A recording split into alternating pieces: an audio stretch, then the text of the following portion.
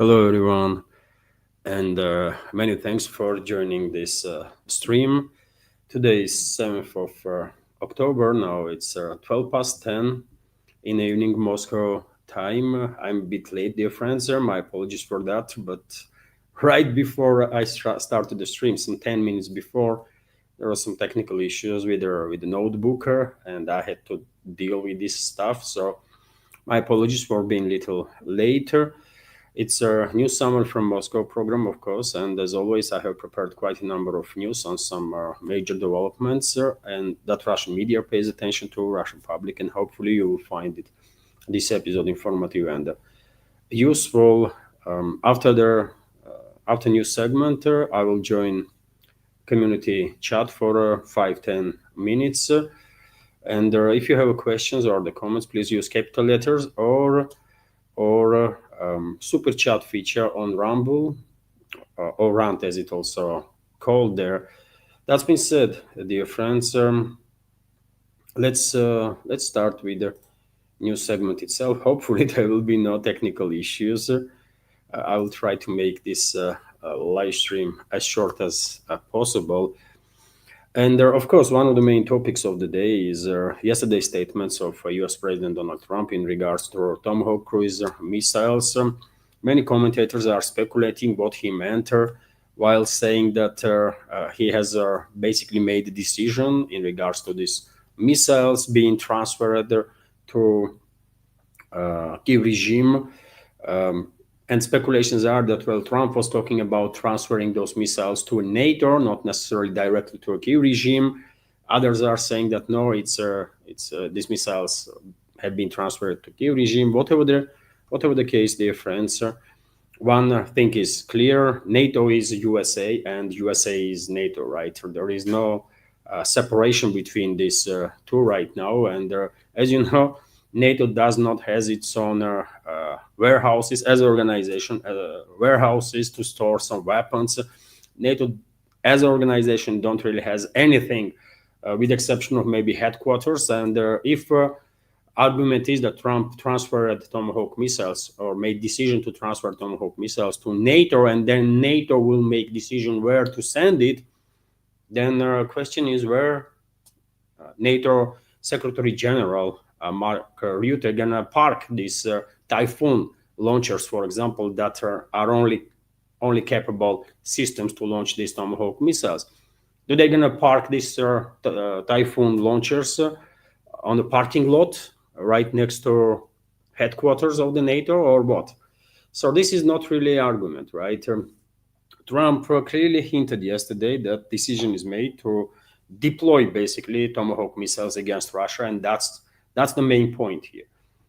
Which dodgy schemes they will use, which dodgy schemes they will use, it's not really relevant at this point, although some might argue that while focusing on NATO, the US administration is basically setting up Europe for potential retaliatory strikes that Russia may conduct if Tomahawks being used against Russia, while Washington will try to maintain plausible deniability. That White House will say we send it to NATO, and it was NATO that did this, right?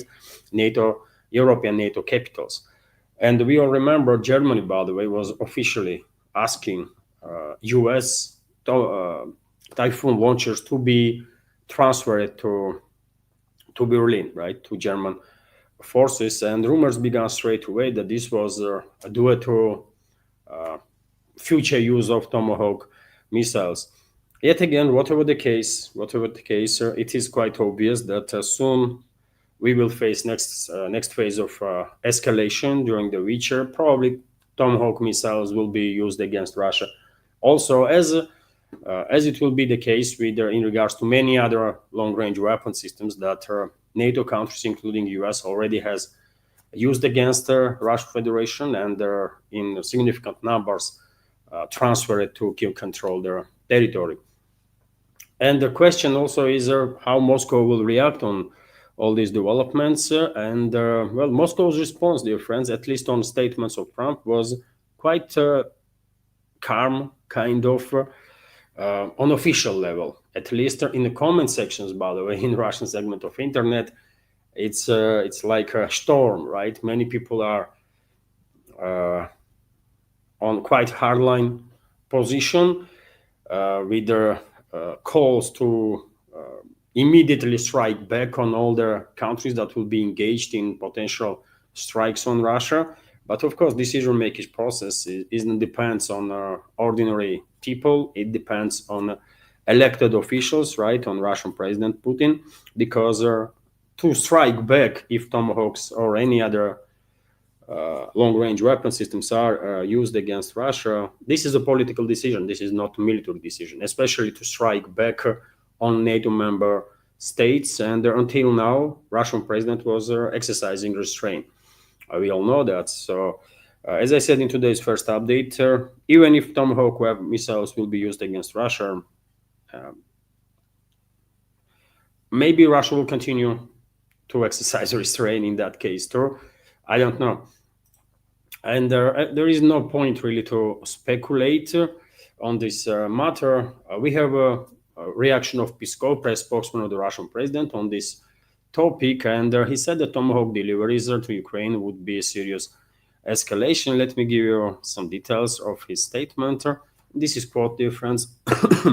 This will be a serious escalation, which at the same time will not be able to change the state of affairs on the front line for the Kiev regime. But it's important to understand that aside from various nuances, we are talking about missiles that could be nuclear capable.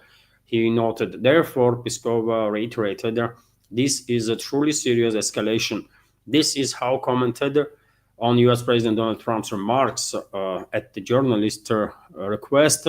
Trump stated that he was already leaning toward the decision regarding the Tomahawk delivery, but first wanted to know what Kiev was planning. Trump declined to reveal the specific decision he was leaning toward. And by the way, he did not decline nothing. He said quite directly that he wanted to know in which direction those missiles gonna go. And obviously, he didn't mean that these missiles somehow gonna strike European capitals, right? And why you are asking where these missiles gonna go if you have not already transferred the missiles? It's just that simple, right? Those Tomahawk missiles already are in Europe and potentially even on the Kiev-controlled territories. So there is not really much to discuss in this regards. Question I have personally is how Moscow will react, and how powerful and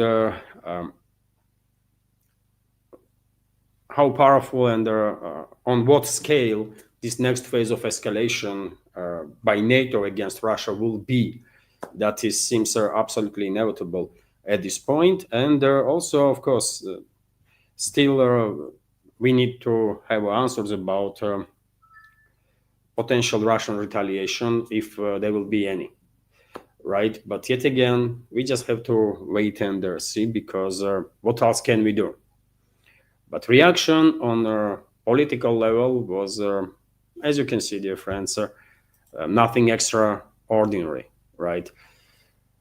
And today, Trump, just a few hours ago, Trump was having a meeting in the Oval Office in the White House with the Canadian Prime Minister, Mark Carney, and mainly journalists were asking questions about US-Canada relationships, the trade dealings and stuff. But at some point, Trump himself began talking about Ukraine settlement, and once again reiterated all the nonsense that he talks time and again, that he is disappointed in Putin, although he had great relationships with him, and he went to speculate on the numbers of military personnel that is dying on a weekly basis.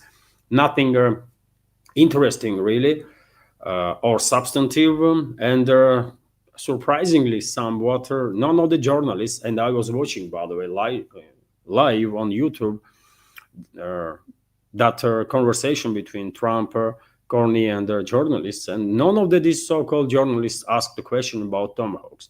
Maybe they were told by White House administration not to ask this question could be the case, but if not, then well, it is strange, isn't it? It is strange that Trump yesterday basically almost announced that US is declaring war on Russia. That's how I personally interpreting potential deployment of Tomahawk missiles against us. And none of their so-called journalists from presidential pool in US is asking questions about it. Very strange to say the least, isn't it? Anyways, let's continue with some other news, dear friends. Day was relatively slow news-wise, maybe somewhat surprisingly, but it's good because this live stream gonna be short. So TASS news agency is reporting that Ukrainian armed forces targeted the cooling tower of Novovoronezh nuclear power plant with a drone last night. A Ukrainian drone attacked the cooling tower at the Novovoronezh nuclear power plant on the night of October 6 to 7. The Rosenergoatom press service reported about it. The statement noted that the incident occurred on the night of October 6 to 7. Ukrainian combat drone was directed towards this cooling tower and actually hit cooling tower. That's how they look, by the way. You see on your screen right now. This is cooling towers of their nuclear power plants. And I have seen pictures. I did share a picture of aftermath of this strike. There was not really much of a damage on the cooling tower itself as a result of this drone strike. And administration of their nuclear power plant and also Rosenergoatom made it clear that nuclear power plant is operating in a standard with standard procedures. Safety of their nuclear power plant is ensured. The radiation levels have remained unchanged and are within the natural limits. And law enforcement agencies are working at the site. Well, it is good, obviously, that there is no nuclear disaster, but unfortunately, fact itself that these attacks on nuclear power plants on Russian territory is becoming kind of daily routine nowadays due to this terrorist activity of their NATO member states, and their proxy regime is, of course, extremely dangerous. And I don't know how long all of us going to be this lucky that despite all these attacks, we did not yet witness a nuclear disaster. This is tremendously dangerous developments, of course. And did you hear anything about this nuclear terrorism on behalf of NATO or their proxy regime in the Western media, dear friends? Did you hear literally anything that almost every other day nuclear power plants are being targeted on Russian territory? I'm quite sure nothing was said in Western media about it. I'm quite sure about it. And Maria Zakharova, press spokesman of the Russian Foreign Ministry, also spoke about this attitude of the Western EU, to be more precise.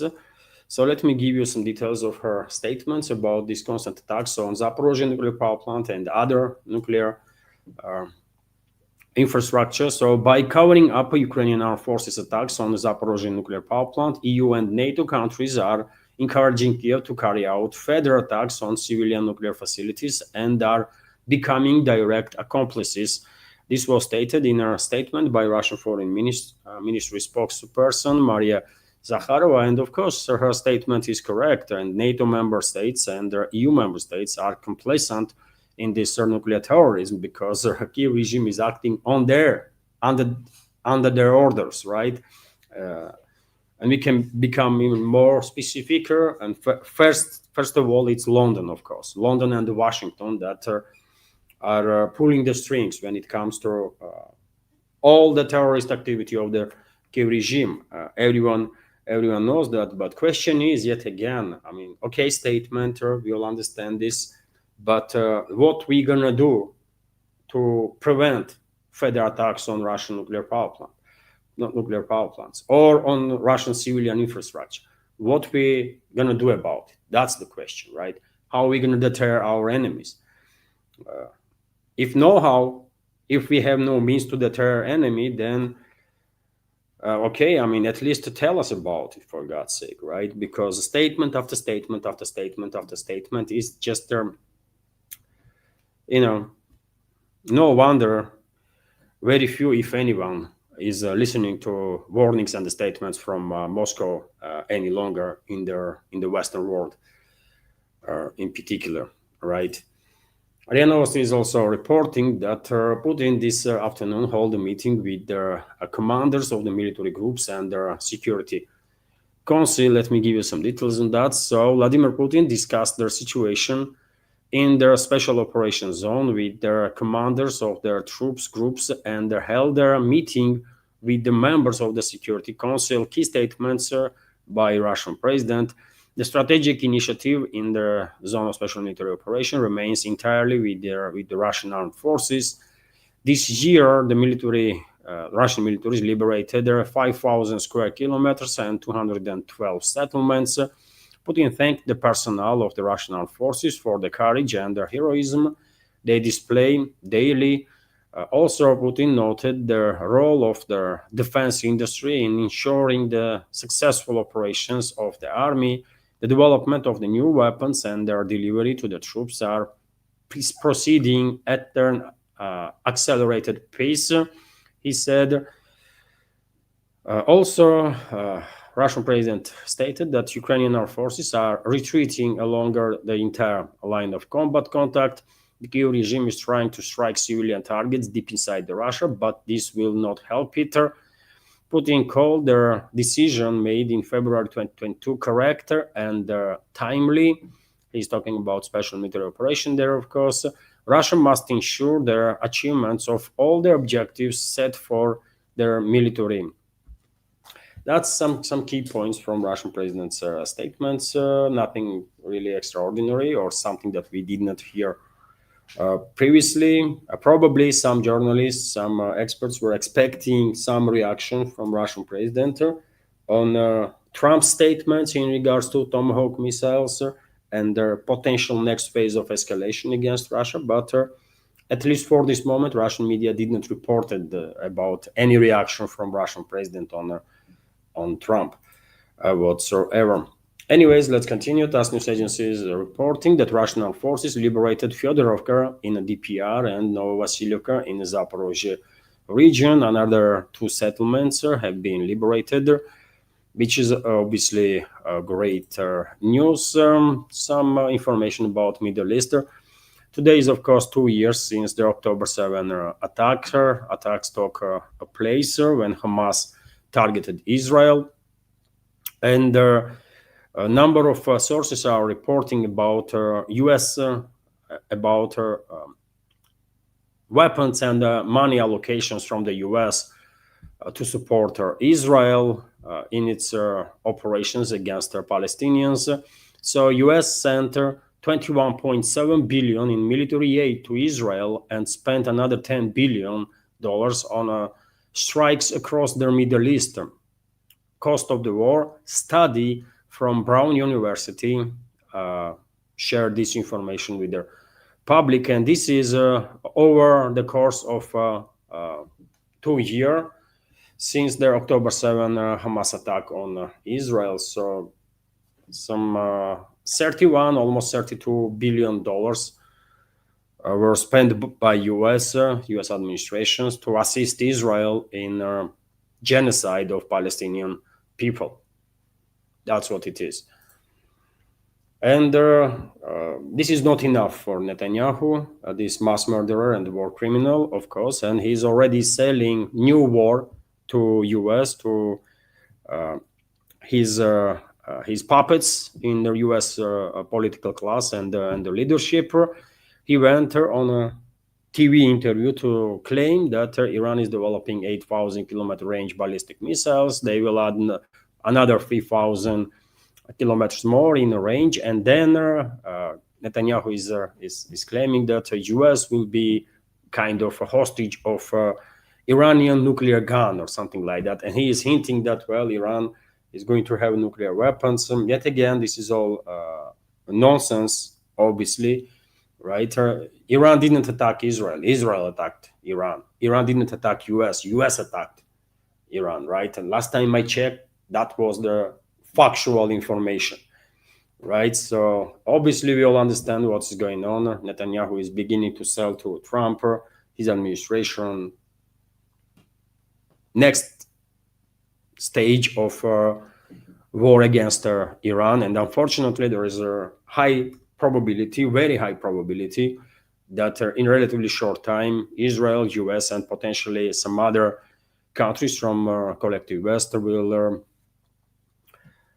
resume hostilities against Iran, military hostilities, in attempt to not just destroy Iran itself, but to provoke regional war in the Middle East on sectarian and their ethnic lines, and basically decimate whole region. This will, Israel leadership thinks that, and Zionists think that this will benefit them because no one gonna challenge their actions, and globalists and neocons think this will benefit them because they will shut down navigation in the Persian Gulf for a long time, and cut off China and global South in general from this one of the main energy exporting region in this world, which will harm obviously Chinese economy and the economy of global South in general.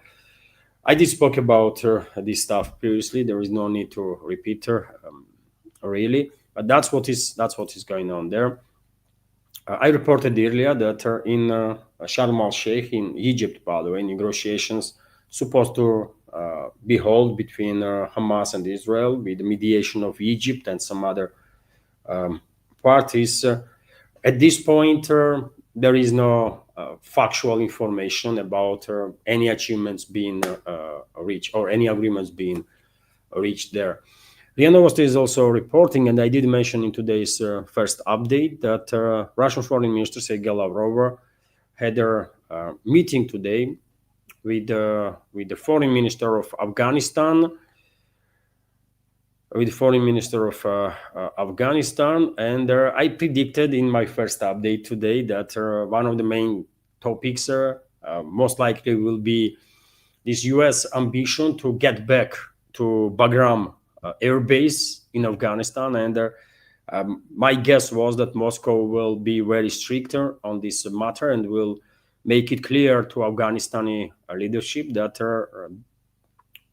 deployment of troops of any third countries on Afghanistani soil is completely unacceptable for Moscow, and will influence the relationships between Moscow and Kabul, right? We have and that's exactly what happened, by the way. RIA Novosti, for example, is reporting that Lavrov spoke out against the deployment of military infrastructure in Afghanistan of some third countries or foreign countries. The deployment of third-party military infrastructure in Afghanistan is absolutely unacceptable, Russian Foreign Minister stated, and we have quote here: "We reaffirm the categorical unacceptability of a deployment of military infrastructure of third countries on the territory of Afghanistan, as well as on the territory of neighboring states under any pretext whatsoever," Lavrov said during his opening remarks at the 7th meeting of the Moscow format of consultations on Afghanistan. And well, we have reaction from Afghanistani side. For example, Afghan authorities will not allow the American side to return to Bagram Air Base, Afghan Foreign Minister Amir Khan Motaki stated in a conversation with the Russian Foreign Minister Sergei Lavrov. So some news here, some news that not gonna be received in Washington with open arms, right? They're gonna be a bit upset about it, but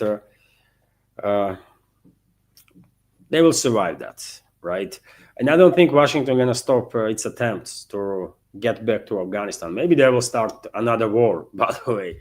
Anything is possible from U.S. Leadership, although before they will potentially think about attacking Afghanistan, they will attack most likely Venezuela, and the ground has been prepared already. And as I mentioned in today's first update, CNN reported that Trump's administration has drafted the classified legal opinion authorizing lethal strikes against the secret list of cartels and suspected drug traffickers. And well, this document, of course, will be drafted in a way that it will offer Trump's administration wider range of interpretations, right? And then this opinion will be used as justification for military actions against Venezuela. So I guess it's only a matter of days, maximum weeks, and we will see. We will see yet another war that U.S. will initiate this time against Venezuela. Also, dear friends, as you know, today is the birthday of Russian President Vladimir Putin, and many people from Russia, from all over the world, are congratulating him, obviously. And one of the foreign leaders that call him and congratulate is Azerbaijani President Ilham Aliyev. And when I saw this news and when I saw comments under their news on different channels, some commentators were expecting sharing opinion that maybe after this call, relationships between Moscow and Baku will normalize somewhat. But I have a very different take on the situation.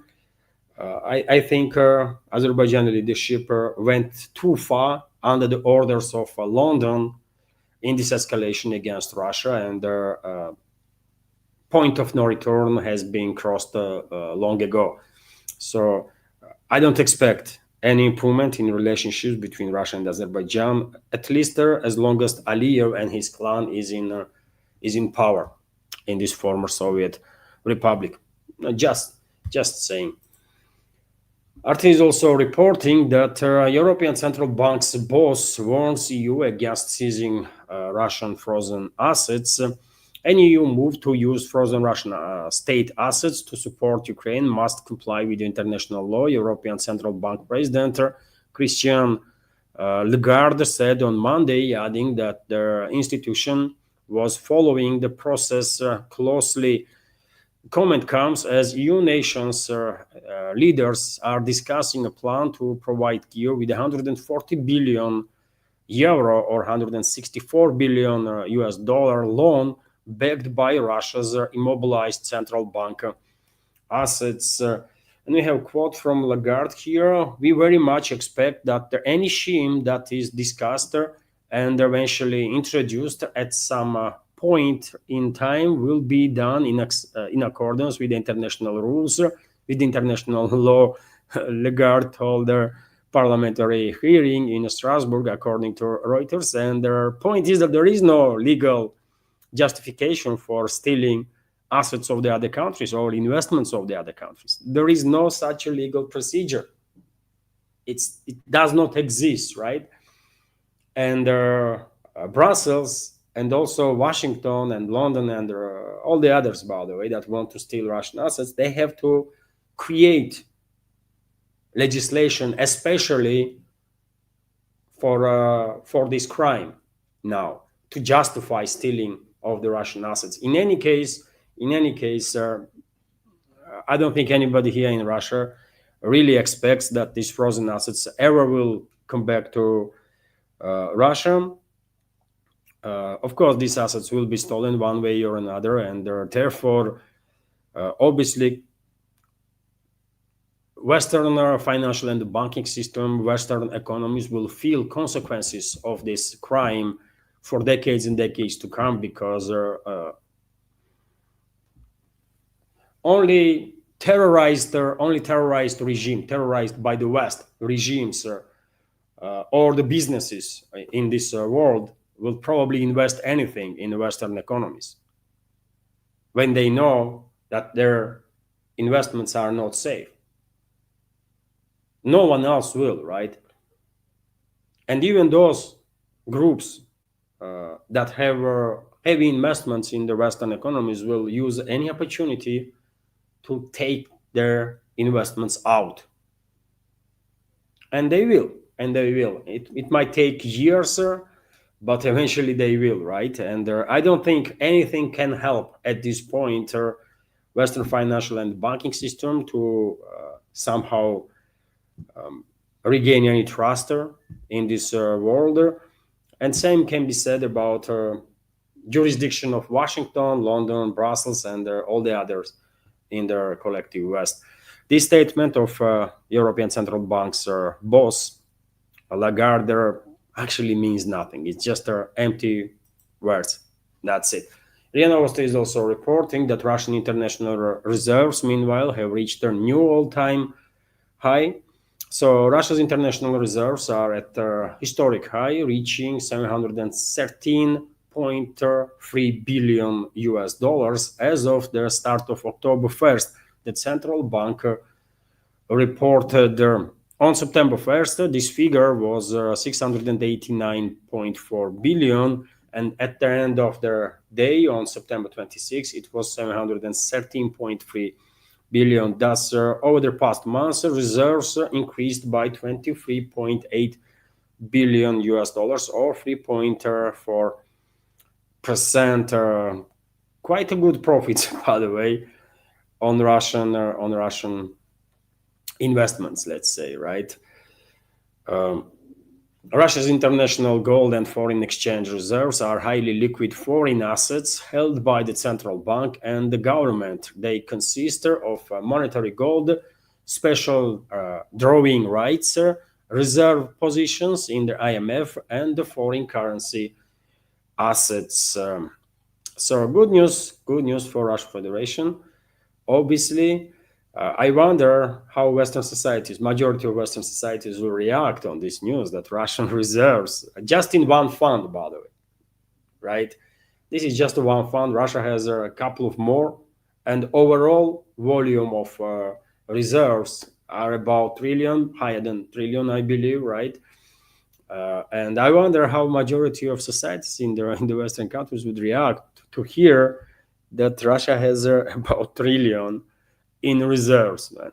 While by their media and their public figures, they've been told that Russian economy is in tatters and destroyed and non-existent no more.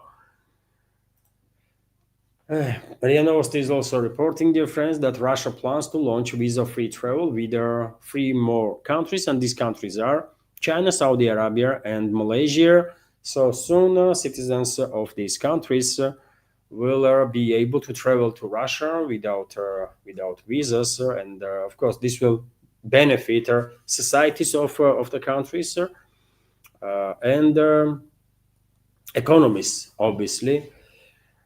So some positive news here, some positive news also, and that's about it, dear friends. That's about it for today's relatively shorter update. Hopefully there was no issues with the sound and the video. And now, dear friends, I will join for 5-10 minutes community chatter. There was no super chatter on Rumble to highlight, or any question from PayPal or Boosty. Otherwise, Anya would tell me. And so let me scroll through the chat here if I see any question directed to me. There was a Boosty. Anya is telling me that there was a Boosty, by the way.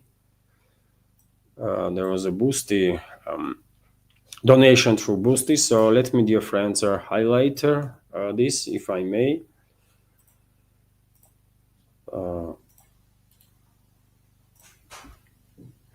Just a sec.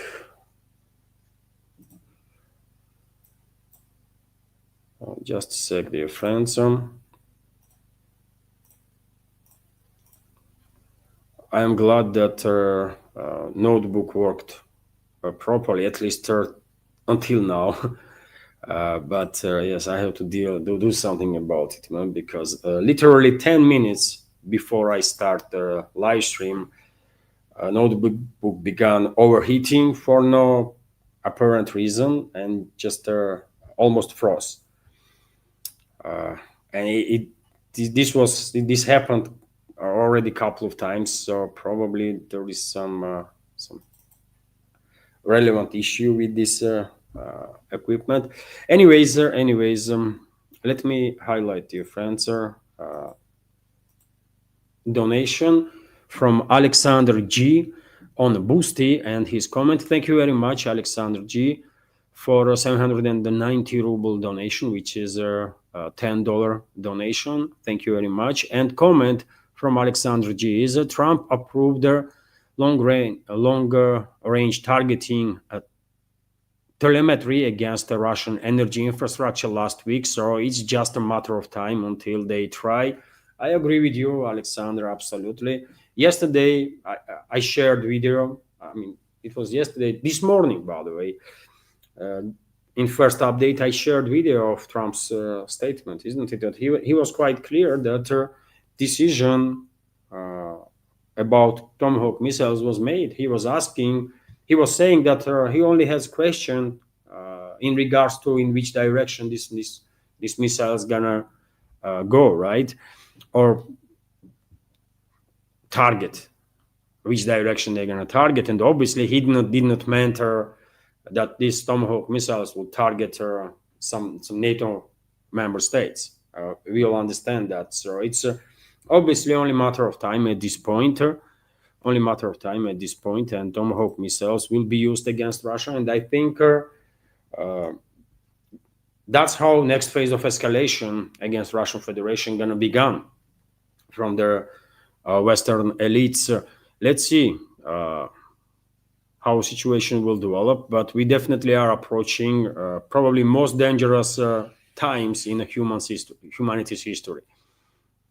Maybe I'm exaggerating something, but maybe not, because Peskov did not say much while commenting about this Trump statements and Tomahawk missiles, but he did highlight that Tomahawks are nuclear capable missiles, right? And how should anyone here in Russia knew what kind of warhead those Tomahawk missiles will have that will be launched to strike deep into Russia?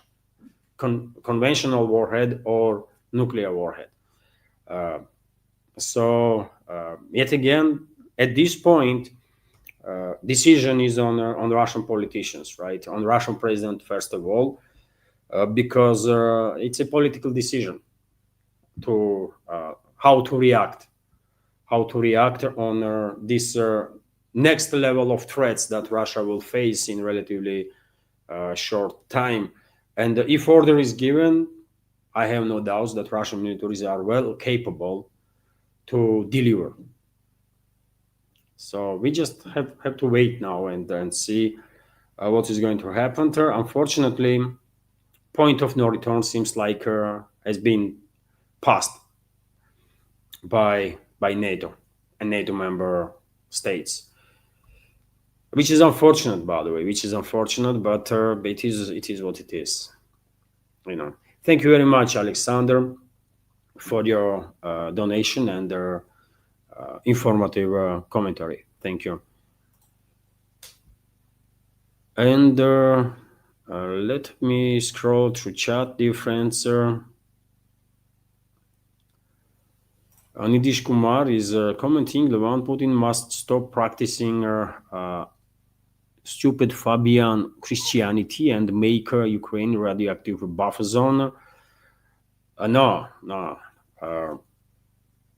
No, by the way, we should understand, dear friends, that first of all, when it comes to people that are living on Kyiv-controlled territory, it's our people, right?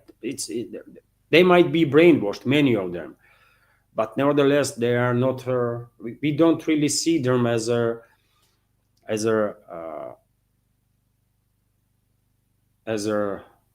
now maybe we are enemies, right? Unfortunately, tragically, but they still are part of our bigger society, right? They are still part of Russian world, and that's why Russian militaries are operating in the way they do. And that's why in many cases, Russian militaries were risking their own lives to save their people on a Kyiv-controlled territory and evacuate their civilians, right? That's right. Civil war, this is civil war, right? That this evil force that Western elites are managed to provoke. So we should keep that in mind. And obviously, Russian leadership will never consider to turn this so-called Ukraine into a radioactive desert. When it comes to deployment of nuclear weapons, my idea was and still is that when it is become clear that first plan A was not working, and it was not working because you remember there was a negotiations, isn't it, in March, April of 2022, and some preliminary agreements were actually reached between Moscow, representatives of Moscow and Kiev, but then US and UK get involved, globalists and neocons get involved, and they derailed the agreement, right? The escalation. So after that, when it has become clear that plan A didn't work, and we're gonna deploy now plan B, which is an attrition campaign, I think at that point it would make sense if Russia would deploy a couple of tactical nukes in some forestry area somewhere on Kyiv-controlled territory as a demonstration of seriousness and as a demonstration of force, right? Just a couple of tactical nukes in some forestry, by the way, to make sure that either there is no casualties, right, or very few, to minimize potential collateral damage. This strike, this deployment of tactical nukes in some forestry area would send, in my opinion, clear message to the NATO not to mess around, right? But a different approach was chosen, and I think this would work. I think this would work, and no NATO member state would dare to send even a single bullet to a Kyiv regime. I really think this would work. But yet again, Russian leadership that has mandate from majority of the Russian people to lead this country made a different decision. They chose different path, and we are moving on that path until nowadays, right? And now I don't think there is any point to deploy nukes on the Kyiv-controlled territory. If we have to strike somewhere, first of all, I think it's NATO member states. I mean, honestly, globalists and the neocons and their puppet regimes in the West, they don't feel pain when there is a strikes on Kyiv-controlled territory. They don't feel nothing about it. They just don't care, right? They will feel pain when if and when Russia will strike back on their territory, right? That's when they're gonna feel discomfort and there potentially even some pain, and that would make sense, in my personal opinion. To strike with the conventional weapons, not even with nuclear, but with conventional weapons on the territories of the NATO member states that are directly engaged in this war against Russia. This is not really even a proxy war at this point, right? It's a direct war of NATO against Russia. And we did not yet strike back, and we should, I think, on NATO territories. Because we all understand, without NATO countries providing money and weapons, by the way, this conflict between Moscow and Kyiv would end literally in a month or two, max. We all understand this, isn't it? So, yet again, I mean, let's wait and see. There is not really much point on to speculate. We just don't know what's going to happen. But if we will, if West will go ahead with the next phase of escalation with a potentially decapitation strike attempt on Russian political and military leadership, massive terrorist attacks inside Russia, massive unprecedented scale long range drone and missile strikes, and there are massive cyber attacks and that kind of stuff. I think Putin will find himself in a very, very difficult situation not to react on this aggression, and not to make political decision to authorize Russian militaries to do whatever is necessary to either neutralize the enemy completely or at least to deter. It's a political decision that has to be made, and maybe it will be made. We just don't know, by the way. I mean, Putin was exercising this restraint for so long, even after Russian nuclear triad was attacked, that now it's just anybody's guess how he will react, or what kind of decisions he will make. And he is a president of Russian Federation, so it's he has a mandate from people of Russia, from majority, to lead the country and to make whatever decisions are necessary. Right? He has a truster, so hopefully he will make all the right decisions. Hopefully.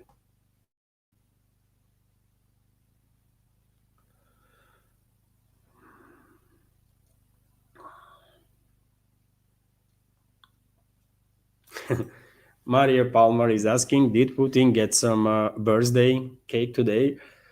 He was working, by the way, all day. Right? He had a meeting with the Russian militaries and the Security Council members. Probably later on, he will get some birthday cake, for sure.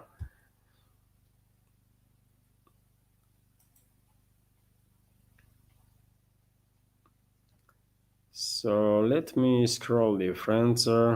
Today gonna be maybe first time when live stream will be under their hour, which is quite interesting. Nidish Kumar is also commenting, Levan, what do you make of Merkel's statement blaming Baltics and Poland for war in Ukraine? Well, I don't really care what Merkel has to say, really, Nidish. I don't think anybody should, right? It's a blame game that is going on now in the Western world because they are facing consequences of their actions, right?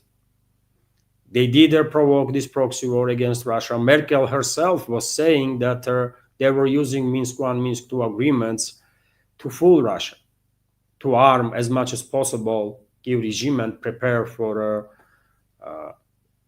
war against Russia, to use it as their proxy. Merkel herself said it, and the former president of France, Hollande, also said it, right?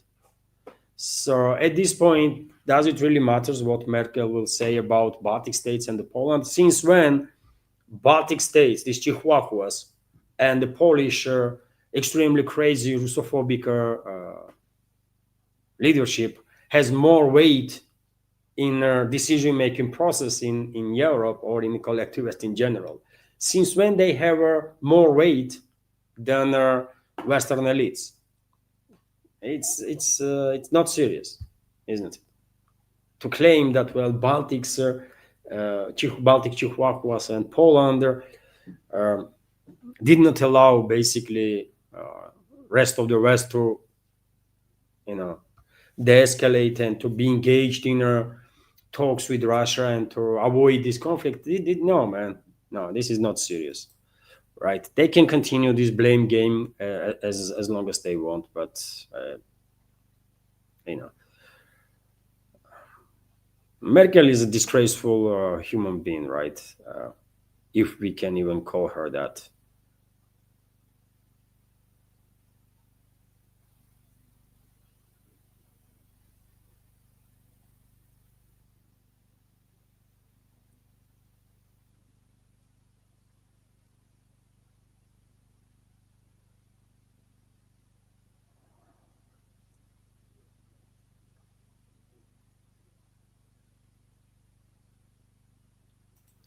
Nidish is also commenting, the one they choose to get themselves brainwashed, their actions and their consequences. Yes, it is true, but nevertheless, we still part of one world, right? We and them, we are part of Russian world, and this is a civil war. So we know people that are living on Q controlled territory never ever gonna be treated as a actual. I mean, in the same way, let's say, as a let's say